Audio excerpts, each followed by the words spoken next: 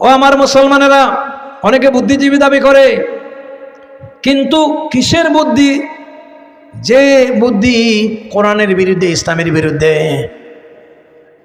আল্লামা রুমি রহমতুল্লাহ আলাইহি বলেছেন, শারীরিক ঘটনাকৃতিক দিয়া যদি মানুষ হিসাবে সবাইরে এক পাল্লায় ওজন করা যায়, আবু জেহেল আর মুহাম্মদ সাল্লাল্লাহু আলাইহি ওয়াসাল্লামের ভিতরে কোনো বেশকম নাই। কিন্তু আবু জেহেলের মূল নাম ছিল আবুল হেকম, জ্ঞানীর জনক, বুদ্ধিজীবীর বাপ। এত বড় জ্ঞানীর জনক হওয়ার পরে আল্লাহ প্রদত্ত আল্লাহর কোরআনের শিক্ষা থেকে সে নিজেরই গুটিয়ে নিয়েছিল, যার কারণে সে মানুষ হইতে পারে নাই। আবু হেকম থেকে তার পরিচয় হলো আবু জেহেল, মূর্খের পিতা। আর আব্দুল্লাহর ছেলে মুহাম্মদ সাল্লাল্লাহু আলাইহি ওয়াসাল্লাম আল্লাহর পক্ষ থেকে কোরআন পাইয়া হইলেন মুহাম্মাদুর রাসূলুল্লাহ।